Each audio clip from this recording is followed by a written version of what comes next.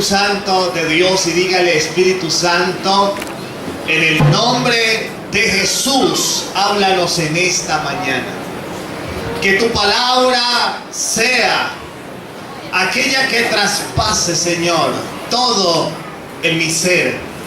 Que tu palabra, Señor, entre a las profundidades de nuestro corazón, para que lo redarguya, para que tu palabra lo limpie, Señor, para que tu palabra haga aquello que tú deseas, amado, que ocurra en nuestra vida. Espíritu Santo, háblanos en el nombre de Jesús. Amén. Gracias, Señor. ¿Cuánto le dan un aplauso al Espíritu Santo?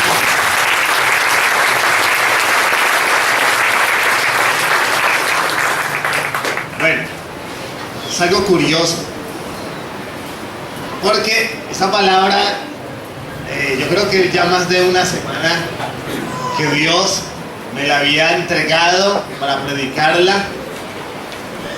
Y ayer en el ayuno el profesor Contreras lo dijo, y el pastor lo volvió a decir ahora, o sea que es de Dios. Amén. Es de Dios, es de Dios. Tengo testigos de que es así, de que no lo estoy inventando. Bueno, le puse por título a la palabra, obviamente este título es con una cita bíblica que ahorita vamos a leer. Está en Zacarías, prisioneros de esperanza. Diga conmigo: yo soy un prisionero de esperanza. Y voy a empezar leyendo un texto, un libro, que casi nunca leemos. Bueno, la cuestión es que este libro nosotros casi no lo leemos. Pero bueno, hoy será diferente. Le invito a que me acompañe al libro de Lamentaciones, capítulo 1. El libro de Lamentaciones, capítulo 1. Está después del libro del profeta Jeremías. Y vamos a leer del versículo 15 al versículo 17. Lamentaciones, capítulo 1, del versículo 15 al verso 17. Yo me imagino que tiene esas hojas blanquitas ahí. Ese libro casi no se lee. Cuando estén ahí dicen amén. Lamentaciones, capítulo 1, verso 15 al 17, dice así: el Señor ha hollado a todos mis hombres fuertes en medio de mí. Llamó contra mi compañía para quebrantar a mis jóvenes.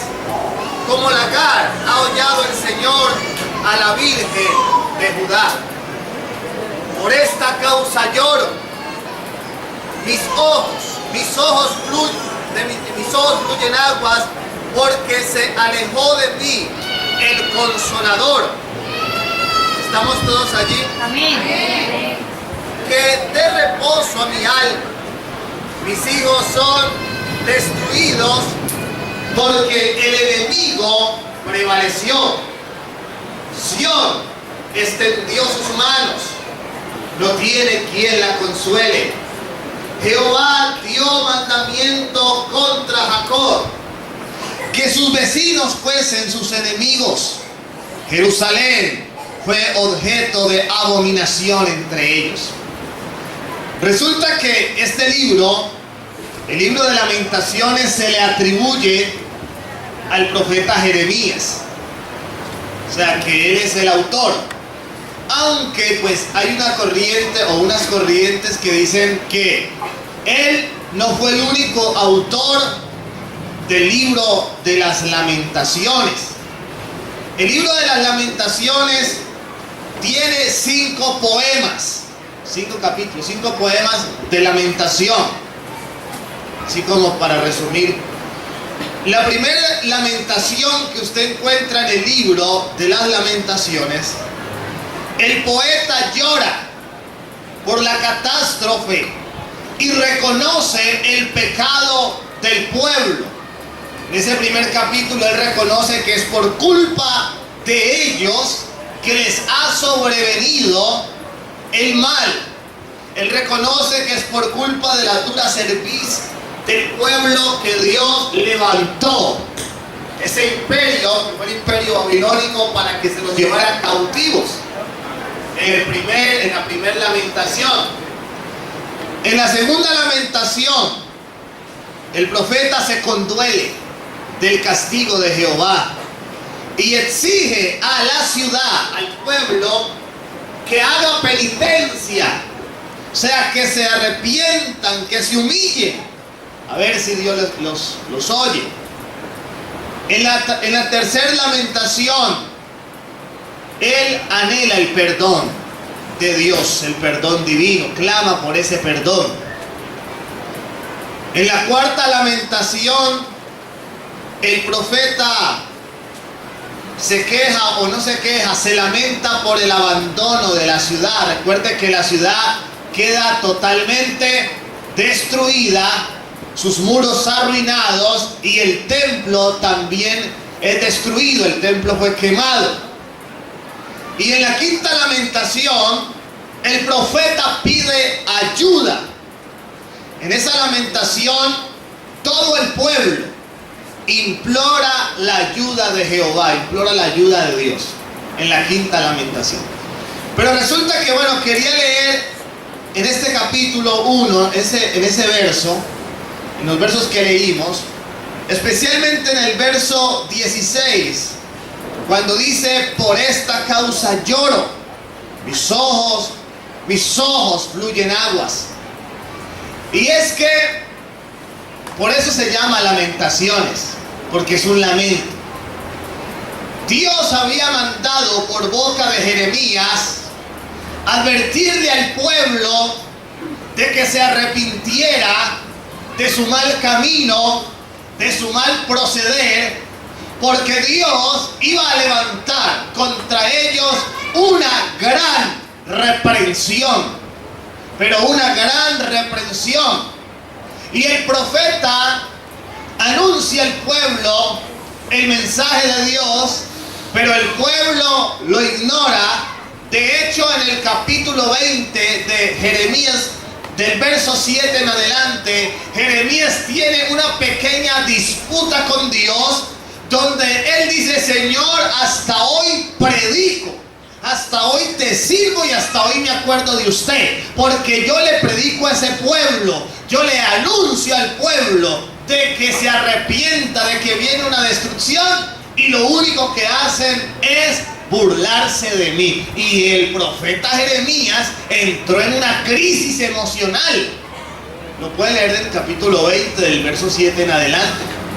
Dice la Biblia que el pueblo se escarneció contra él, no lo oyeron, se burlaban del profeta y decían: para lejanos tiempos profetiza este. Eso que dice que va a venir destrucción, que van a venir y nos van a llevar presos y nos van a convertir otra vez en esclavos, eso es lejos, eso se va a demorar. Y Dios viene y le dice a Jeremías: ve y dile al pueblo que yo he escuchado ese dicho que tienen entre ellos, que para lejanos tiempos estás hablando tú, pues ve y diles que la palabra que yo hablare se cumplirá y no tardará. Y así lo hizo Dios. Levanta Dios, o levanta Dios, no permite que se levante un imperio, el imperio más poderoso que ha pisado el planeta Tierra, el imperio babilónico, comandado por Nabucodonosor. Y este hombre sitia la ciudad, rodea a toda Jerusalén, y su objetivo era uno: me los voy a llevar cautivos. Y este hombre por la fuerza entra y toma a todo el pueblo judío, a todo el pueblo de Dios, lo toma preso y derriban las murallas de Jerusalén y destruyen el templo. Para el judío, lo más sagrado, lo más sublime que puede tener es el templo. Eso es lo más grande que puede tener un judío, el templo. De hecho, en Israel no hay templo. En Israel hay sinagogas. Porque para ellos solamente puede haber un solo templo, que es el que ellos van a reconstruir y van a volver a levantar. Para ellos solamente hay un templo. Entonces ellos, ¿dónde se reúnen? En las sinagogas, ¿sí? Y en diferentes partes del mundo donde hay judíos, allí ellos tienen sus sinagogas y allí se reúnen, pero no templo, porque para ellos solamente hay un solo templo y es el que van a levantar. Entonces, una de las cosas más sagradas para un judío es el templo. Y cuando Jeremías ve lo que había ocurrido, la catástrofe bélica que había venido sobre la nación, él se lamenta y él dice en este libro que él lloró. Y estoy seguro que él no fue el único, el pueblo entero se lamentó, el pueblo entero empezó a llorar. Y él dice, mis ojos solamente eran ríos de agua, un solo llorar. Y no solamente fue eso, sino que luego viene, después de que destruyen todo, y se los llevan amarrados con cadenas hacia Babilonia. Y en esa ciudad de Babilonia ellos permanecen cautivos durante 70 años. Fueron 70 años de cautividad. Volvieron otra vez a ser esclavos. Recuerde que la primera esclavitud masiva del pueblo fue cuando estuvo en Egipto, 340 años en Egipto, y Dios los había liberado. Y ahora otros 70 años siendo esclavos. Así que era un solo lamento. El pueblo se convirtió en un pueblo que se lamentaba todo el tiempo. ¿Por qué? Porque de repente habían perdido todo. De repente perdieron su ciudad, su templo, pero no solamente eso, de repente perdieron familias, de repente perdieron sus sueños, todo se perdió, todo se perdió. Y fueron cohibidos por la esclavitud. Por eso un esclavo se denomina esclavo. Un esclavo no puede soñar. Bueno, sí puede, pero no le va a servir. ¿Sí o no? Un esclavo no puede tener aspiraciones, porque es un esclavo. Un esclavo no puede trazarse una meta, porque él sabe que aunque se trace metas, pues no las va a alcanzar, porque él es un esclavo. Allí es cuando todo lo que había en tu corazón se pierde, se pierde. Y el pueblo lo perdió todo. Perdió su motivación, perdió su gozo, perdieron sus sueños, perdieron todo. El pueblo perdió literalmente la esperanza. Entonces fueron 70 años de esclavitud en el imperio babilónico. Escuche algo. Y entonces en ese lapso de los 70 años, Dios oye al pueblo, porque es que el ser humano tiene algo muy particular. Y es que el ser humano, cuando siente el azote, es que busca a Dios.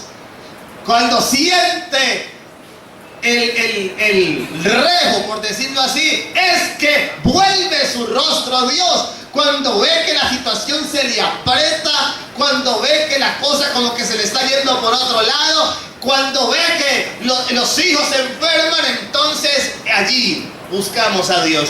Es una condición desafortunada, pero bueno, así es el ser humano. Obviamente, no los de la Iglesia Victoria. Gloria a Dios. Amén. Yo sé que así no es. O sea, que usted no es así.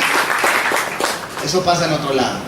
Entonces resulta que así le pasó al pueblo. Cuando vio que lo que Dios les había advertido se cumplió, entonces el pueblo entra en una lamentación, pero también en un arrepentimiento, y empiezan a buscar a Dios.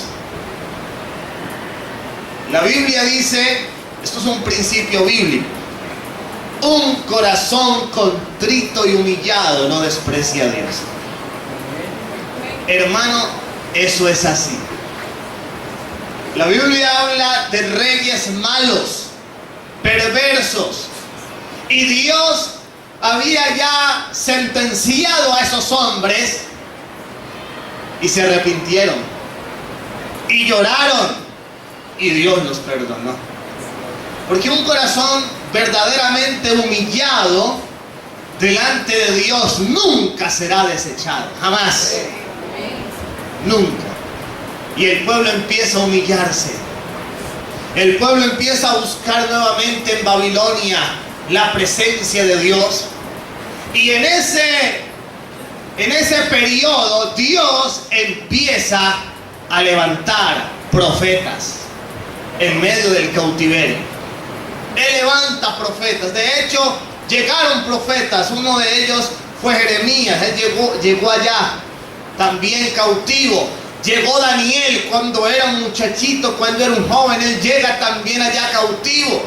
Pero en ese tiempo Dios levanta a otros profetas. Dios levanta a Esdras, y Dios levanta a Nehemías, y Dios levanta a Zacarías, que fueron profetas que nacieron en el cautiverio y que Dios empieza a utilizar de una forma extraordinaria para devolverle al pueblo lo que habían perdido.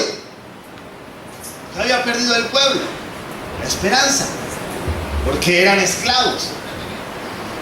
Entonces, acompáñenme a Zacarías, capítulo 9. Zacarías, capítulo 9. Amén. Verso 12. Zacarías, capítulo 9, verso 12. Esta es una profecía donde se hablaba de la futura gloria que venía para el pueblo. Y mire lo que dice verso 12: volveos a la fortaleza, oh prisioneros de esperanza.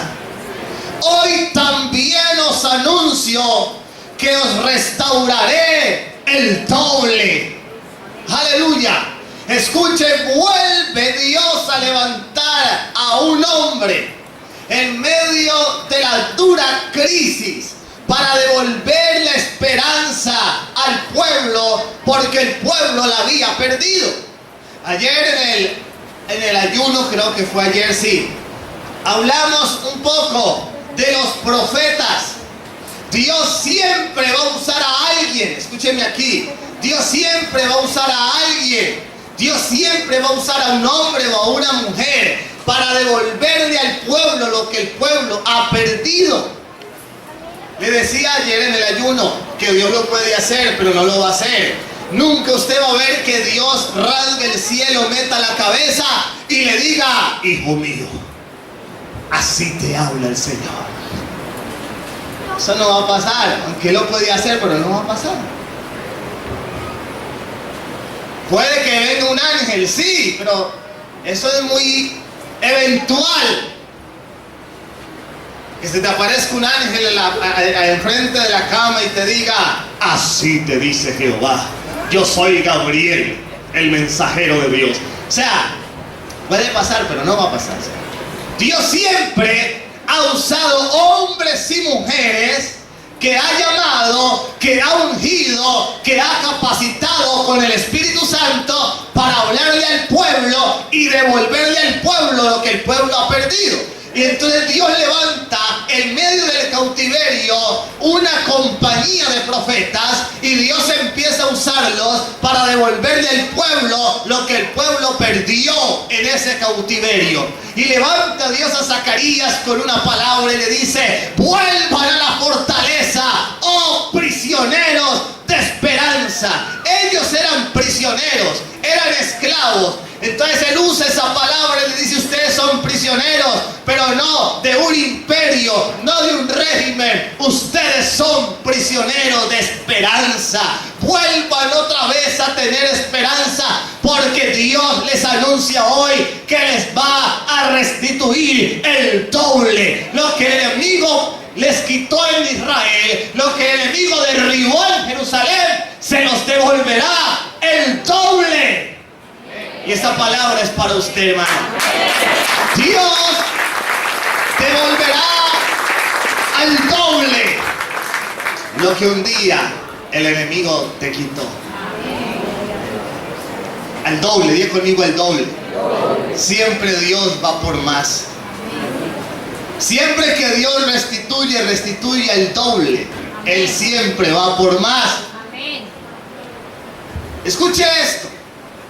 Y Dios empieza a hablar del pueblo en medio del cautiverio en Babilonia. Y entonces en ese cautiverio Dios empieza a hacer cosas impresionantes. Primero, el pueblo estaba desanimado. Era una lamentación. El pueblo había perdido la esperanza. No sé si de pronto alguien se identifique con esto. El pueblo había perdido su capacidad de soñar. Aquí hay gente que ha perdido la capacidad de soñar y se ha conformado con lo que la circunstancia le dé. Así estaba el pueblo, totalmente tirado por tierra. Pero Dios empieza a moverse en medio de la dura situación. ¿Cuántos creen que en medio de las situaciones difíciles Dios actúa? Amén. Y entonces vuelve a brillar una luz en el corazón del pueblo. Y allí componen un cántico, un salmo. Cuando estaban próximos a ser liberados, componen un cántico que está en la palabra. Recuerde que la mayor cantidad de salmos los escribe David, pero no todos los escribió David. Y hay una serie de salmos que usted va a encontrar que se llaman, que abajo dice cánticos graduales. Abajo dice cántico gradual. Esos cánticos graduales van desde el Salmo 120 al Salmo 134. Son los cánticos graduales. Entonces, hay algunas teorías de por qué son graduales. La primera es que se llaman cánticos graduales porque en el idioma hebreo la última letra con la que termina un salmo es la primera letra con la que sigue el otro salmo, la continuación. Entonces por eso dicen que son graduales.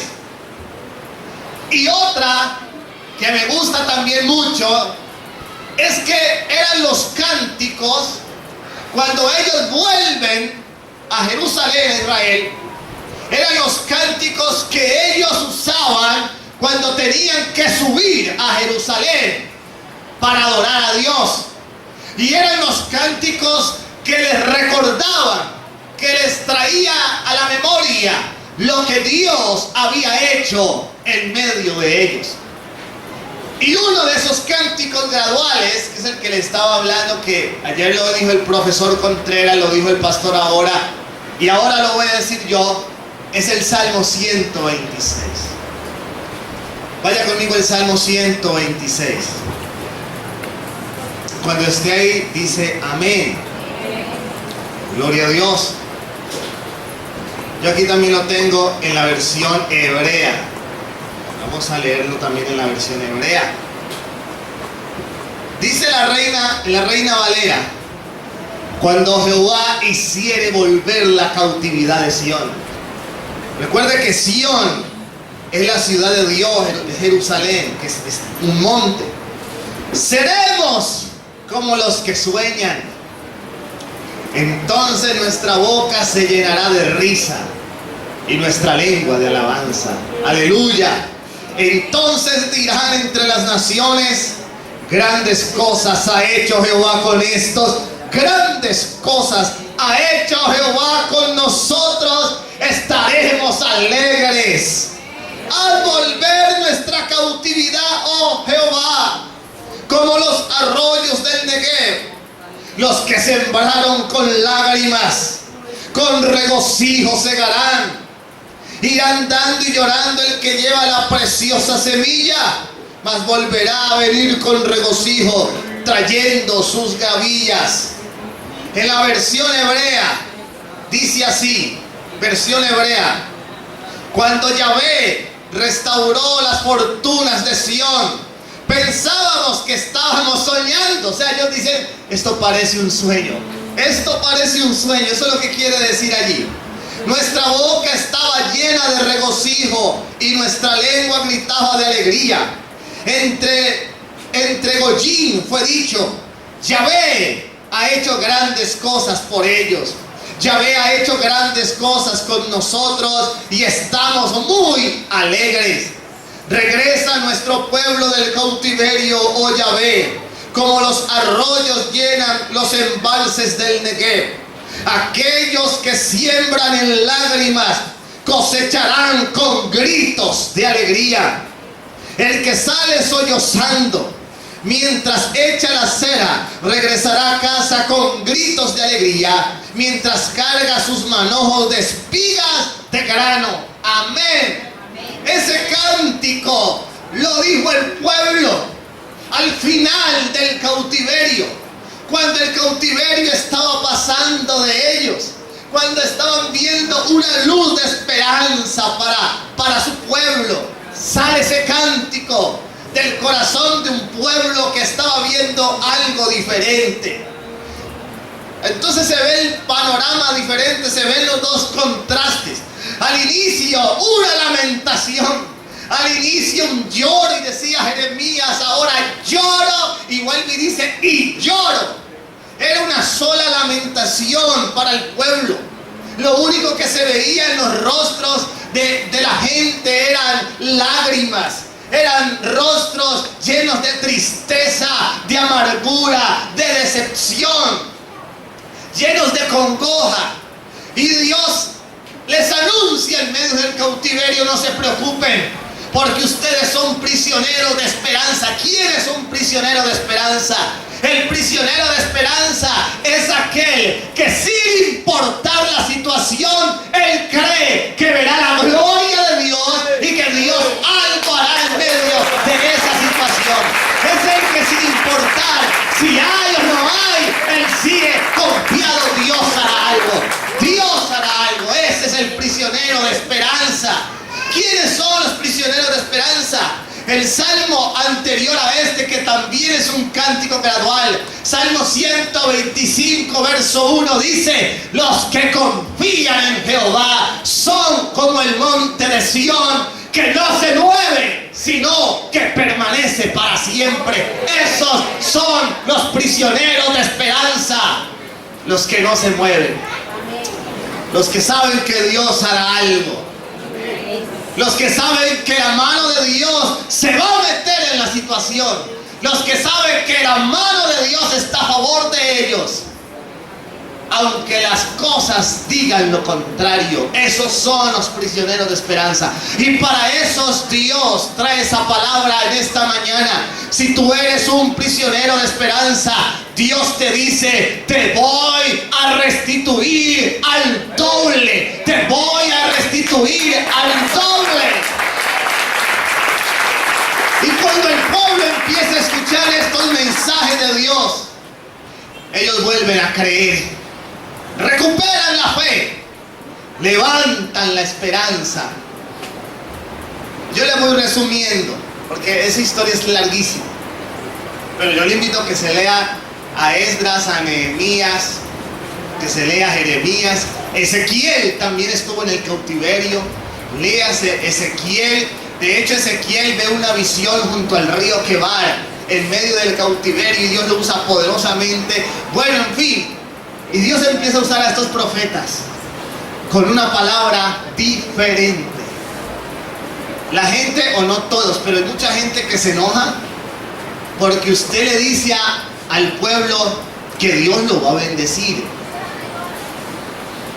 Pero ¿por qué tiene que decir tanto por qué habla tanto de bendición? Hermano, eso era lo que hablaba Cristo. Amén. La Biblia dice que Él vino a dar buenas nuevas, o sea, buenas noticias. Amén. Entonces, ¿usted por qué va a predicar lo contrario? Yo voy a predicar buenas noticias, porque eso era lo que predicaba Jesucristo. Amén. Entonces, escuche esto. Dios empieza a enviar profetas con una palabra nueva. Ellos veían lamentación, ellos veían tristeza, ellos estaban en congoja. Ellos sabían que su ciudad había sido arruinada, que les habían derribado los muros, de que habían destruido el templo, y eso era lo que estaba en la mente de ellos. Eso era lo que ellos hablaban todo el tiempo, y eso era lo que ellos sentían todo el tiempo. Pero vino alguien con una palabra diferente y les dice: no se preocupen, no se preocupen, Dios les va a restituir el doble. Y el pueblo, eso fue como un choque, porque esa palabra no la esperaban. Pero cuando llega esa palabra, la situación empieza a cambiar. Por eso dice 2 de Crónicas 20:20: creed a los profetas y seréis prosperados. Crea la palabra de Dios en la boca de un profeta y será prosperado. Y luego Dios levanta a otro profeta por allá llamado Ageo. Si han leído Ageo, tiene 2 capítulos. También lo levanta en el cautiverio. Y Dios lo empieza a usar con una palabra. Y Dios le dice a través de Ageo en el capítulo 2. ¿Quién se acuerda? Yo lo voy a parafrasear, o sea, en mis palabras. ¿Quién se acuerda de cómo era el templo? Fue la pregunta de Dios para el pueblo a través de Ageo. ¿Quién se acuerda de cómo era el templo? ¿Quién se acuerda cómo era la gloria del templo? Porque Dios les dice que la gloria postrera será mayor que la primera. Dios hará algo mayor. Dios hará algo mayor. Y Dios empieza a bombardear al pueblo con palabras diferentes que hacían que volviera la esperanza. En esta mañana alguien aquí tiene que volver a recobrar la esperanza, porque Dios le está dando una palabra diferente. Dígame. Eso es para Cristo. Y este salmo es tremendo. En la versión hebrea dice: cuando Yahvé o Yahweh restauró las fortunas de Sión, pensábamos que estábamos soñando. Volvieron a soñar. Hermano, Dios quiere que usted vuelva a soñar. Dígale a su vecino: vuelve a soñar. Y dicen ellos, cuando Jehová, en la versión Reina Valera, cuando Jehová hiciere volver la cautividad de Sión, seremos como los que sueñan. Vamos a volver a soñar. Vamos a volver a soñar. Alguien aquí va a volver a soñar. Dios le va a dar otra vez sueños, anhelos, propósitos, metas para que las pueda alcanzar y las pueda desarrollar. ¿Sabe por qué?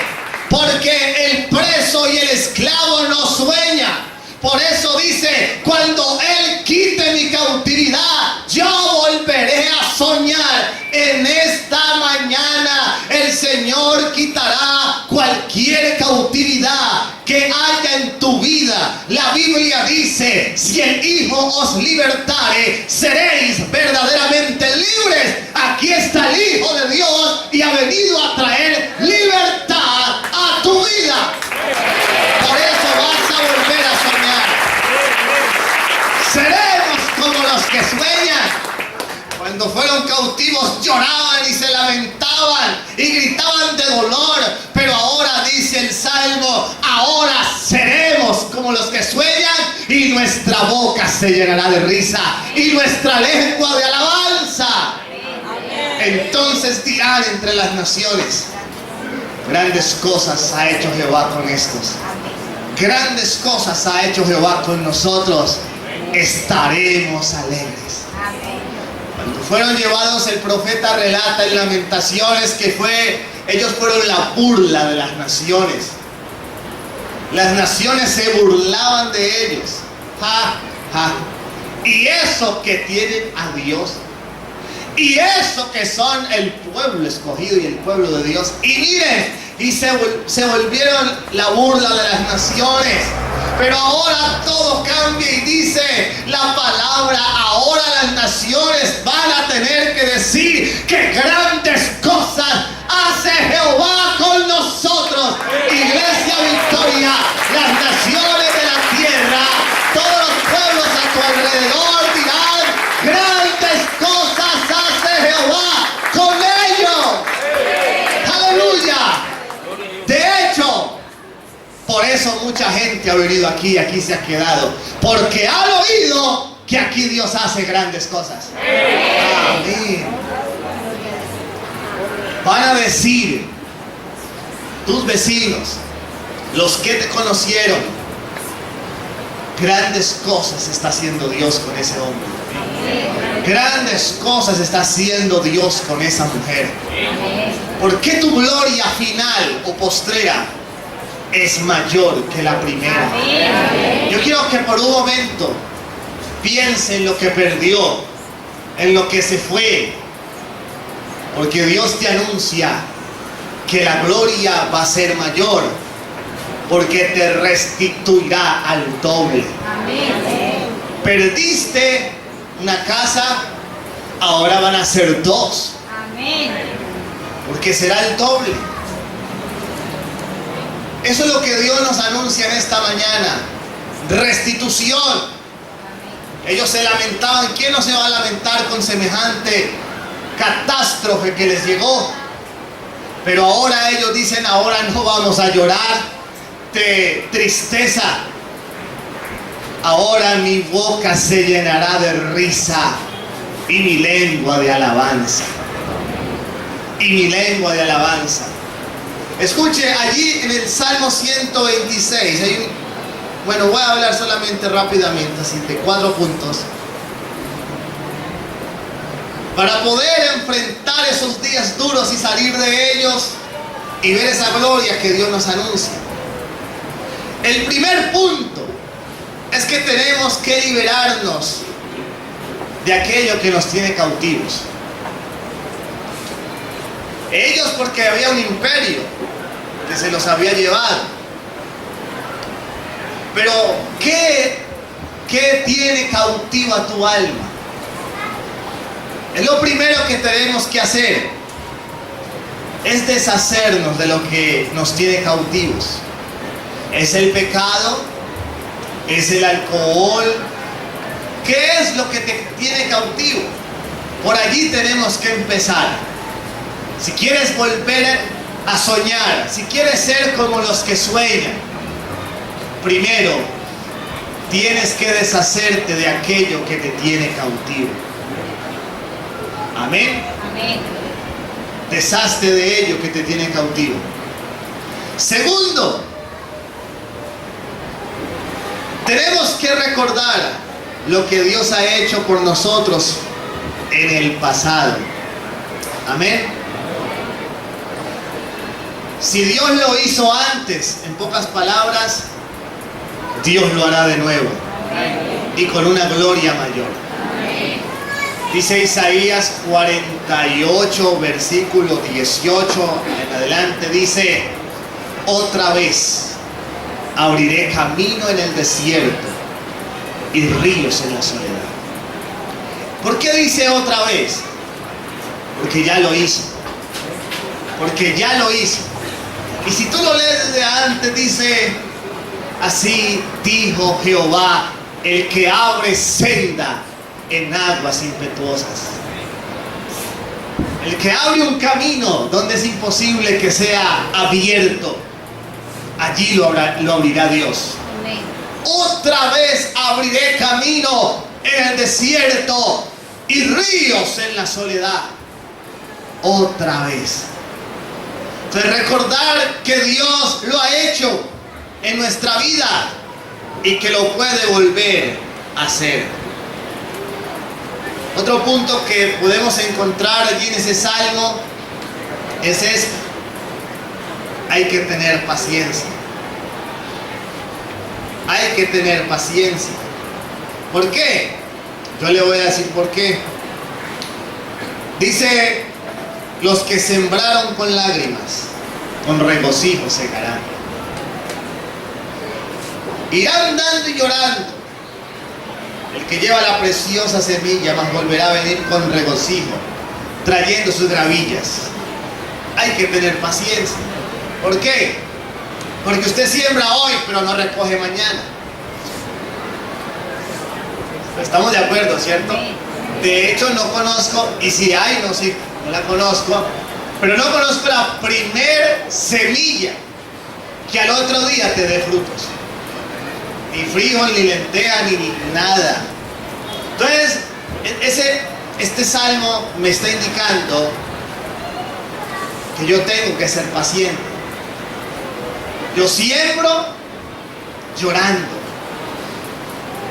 Aquí hay gente que está sembrando y está llorando. Señor, pero si yo te sirvo y no he visto todavía nada, está sembrando. Señor, pero si oro todo el tiempo y no me has respondido, estás sembrando. Señor, pero yo ayuno y yo vigilo y yo acomodo las sillas y yo barro el templo y nada. Estás sembrando. Estás sembrando y quizás con lágrimas, pero al otro día no vas a ver la cosecha. Para eso hay que tener paciencia. Diga conmigo: yo tengo que aprender a tener paciencia.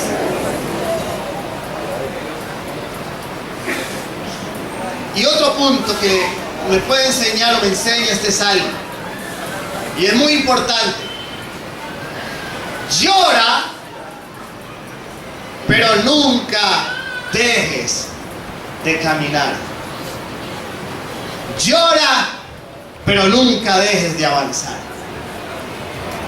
Irá llorando el que lleva la semilla.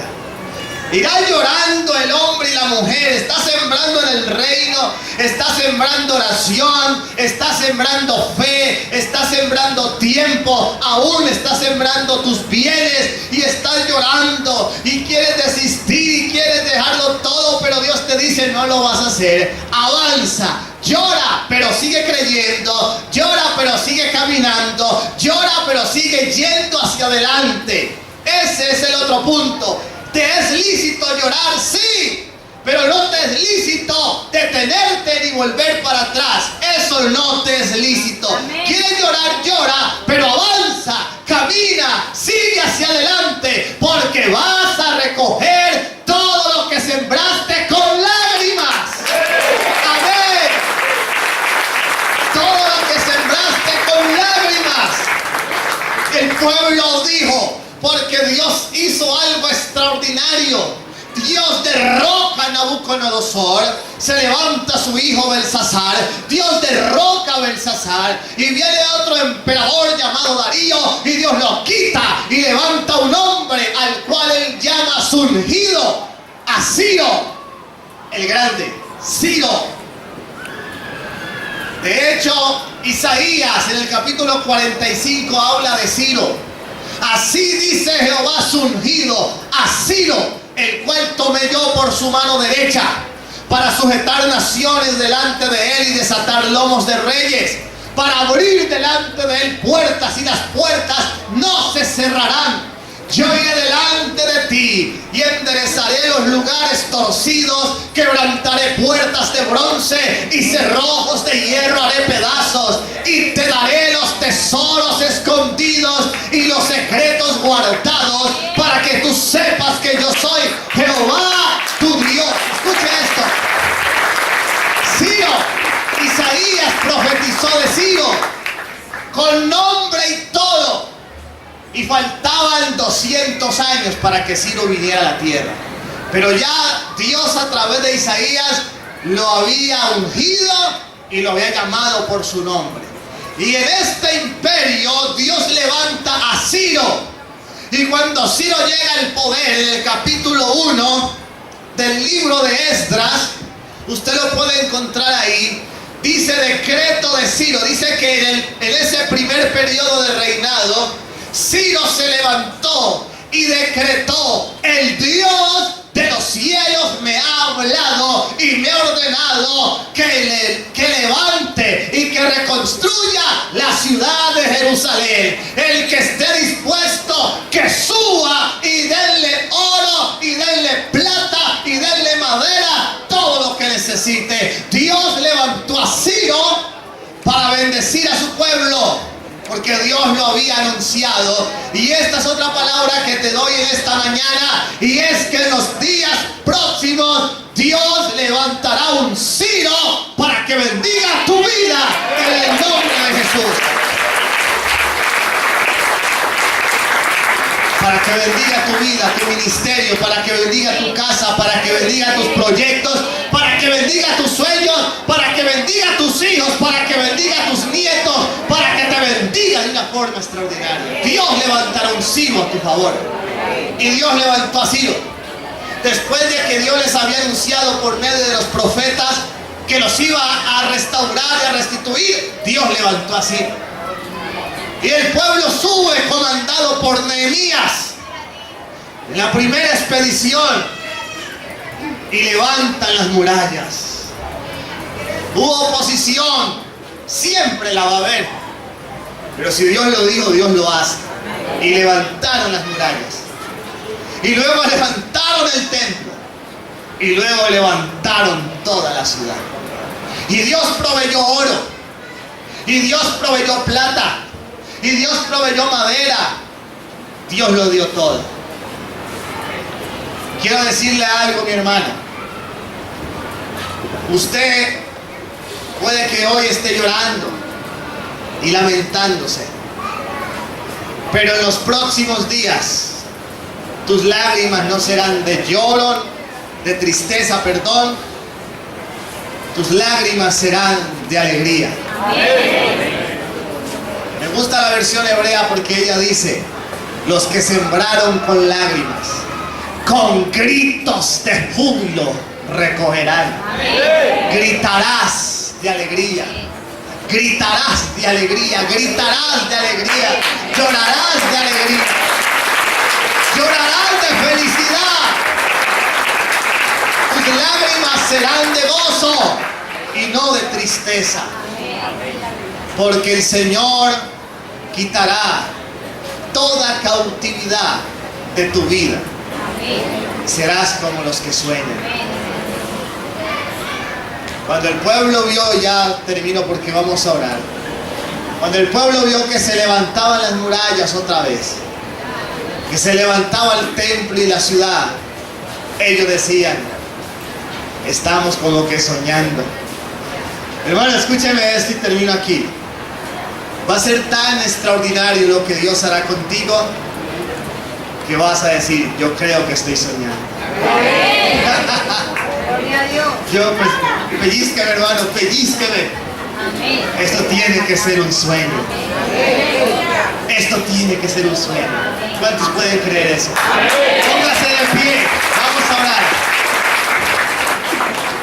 Dios nos anuncia prisioneros de esperanza, los que todavía siguen creyendo. Yo les restauraré el doble. Les devolveré el doble. Prisioneros de esperanza.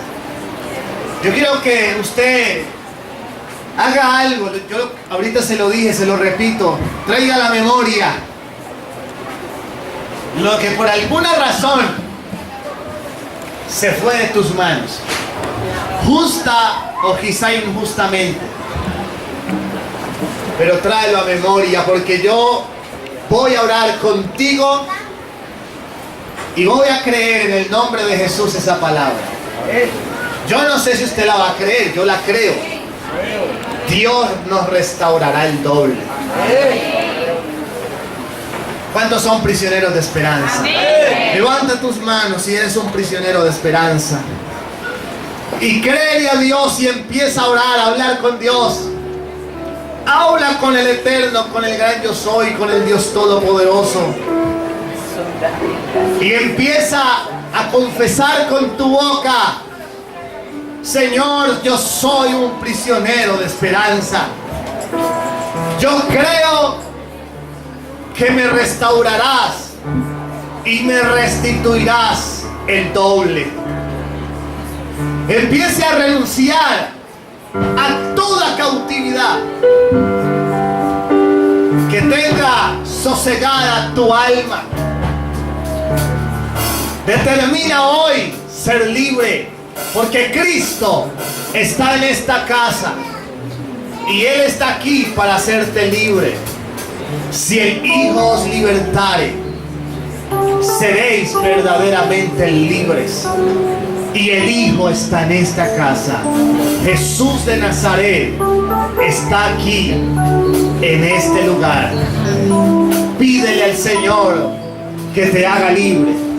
Quizá estás luchando con cosas en tu vida y quieres dejarlas y no puedes. Bueno, aquí está Jesús de Nazaret. Él sí puede. Él puede hacerlo. Habla con Él y dile: Señor, quiero ser libre.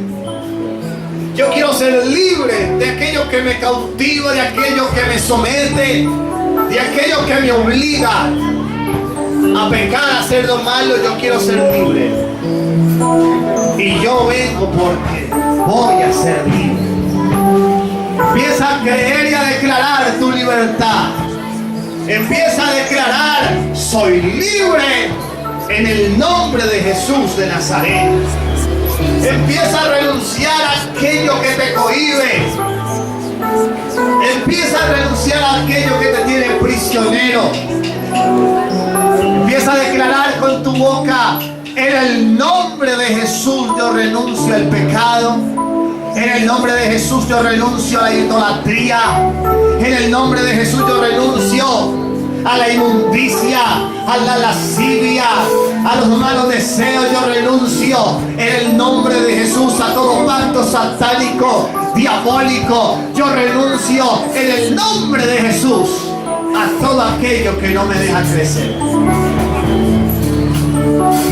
Empiece a renunciar. Aquello con lo que tienes lucha, hoy se va a acabar esa lucha. En el nombre de Jesús te declaro libre.